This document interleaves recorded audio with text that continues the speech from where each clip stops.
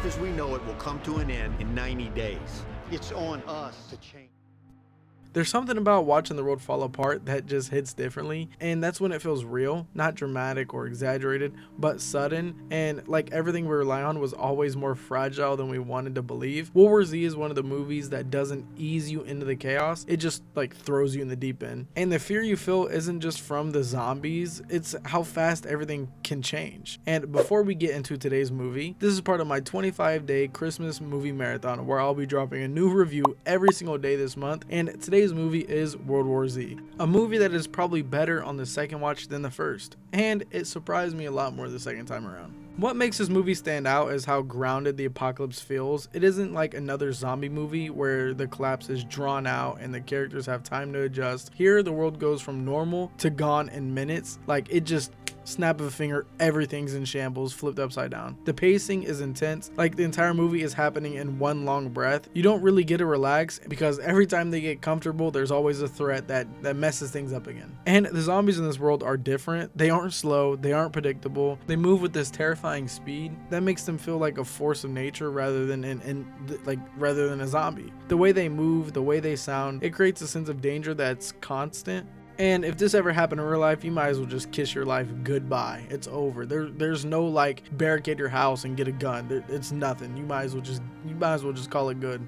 But besides all of that and all the chaos, the movie is pretty emotional, and at its core, it's not about zombies, it's about the family. Brad Pitt's character is blackmailed by his ex-UN partner, or he's like a military guy who basically says, your family can stay on this ship as long as you help us, and if you don't, they have to get off the ship. So they're just split apart, and the whole movie he's basically trying to fight to get this cure to get back to his family. Oh, and one of the things that really worked for me in this movie is how action-packed it is without ever feeling overwhelming. It keeps you invested, it keeps your attention. The movie never loses momentum. You're constantly on the edge of your seat. It keeps you locked in and it keeps your attention the entire time and doesn't give you a moment to like zone out. And that's a pretty big issue for me when watching some movies.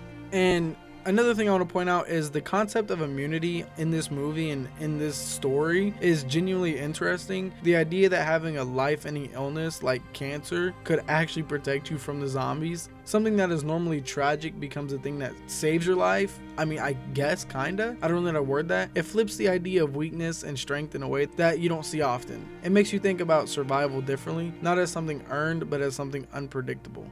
I hope that makes sense. And we have to give a shout out to Brad Pitt. His acting in this movie was amazing. He doesn't try to be a superhero. He just plays a regular person who is terrified but still trying to get back to his family and do what's right. There's something real about the way he reacts, the way he hesitates, and the way he looks at people he loves and knows he cannot lose, and the way he fights for his family and knows he can't lose the people he loves. Brad Pitt is just insane in this movie, and it's apart from like Mr. and Mrs. Smith and like Fight Club, I think this is one of my most like Brad Pitt movies. If you agree, let me know down in the comments. Oh, and I can't forget about F1. That movie came out this year and it's my favorite movie of the year. I made a video on it. And the zombie themselves are some of the best we've seen in live action. The speed, the sound design, the way they move in like groups is horrifying. They feel like something you truly cannot outrun. And let's talk about when they climb that damn wall. That's exactly what I'm talking about. How you're not escaping that. And the way the movie is shot adds to that feeling. The set designs are detailed in a way that makes the apocalypse feel real. Hotels, cities, labs, everything still looks familiar, just like destroyed, and that just adds to the atmosphere of the apocalypse. It's done so well.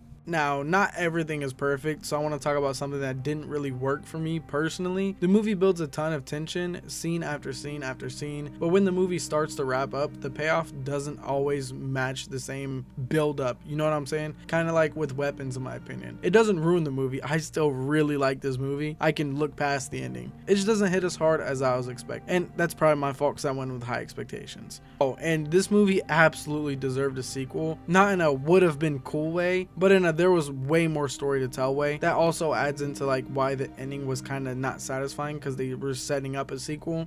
There was room to explore in the aftermath. The story ends at a moment where the world is still broken and there's still zombies everywhere and everything just seems uncertain. Like they didn't really wrap up the full story. So I really wish they made a sequel. Maybe someday we'll get one, but it just feels like we were supposed to see where things went next, but it never happened, and that's kind of just a letdown in my opinion. Oh, and also, I'm just gonna say it. If we ever had a real zombie apocalypse, we better pray it's not this kind of zombie, because we wouldn't last 24 hours. These are not Walking Dead zombies. These are run or die, literally. These zombies are gonna hunt you down and find you. And we, in my opinion, we just would not survive. We'd just be cooked. And really quickly, I wanna talk about my favorite moment, or like what I thought was kind of the most like well shot scene in the movie. And that's the scene when Brad Pitt's character gets locked in the lab and he has to make a choice. There's no loud soundtrack guiding the moment, no dramatic speech, just fear and silence. He knows what he has to do, but he also knows that making the wrong move ends everything. And the tension in that moment is wild,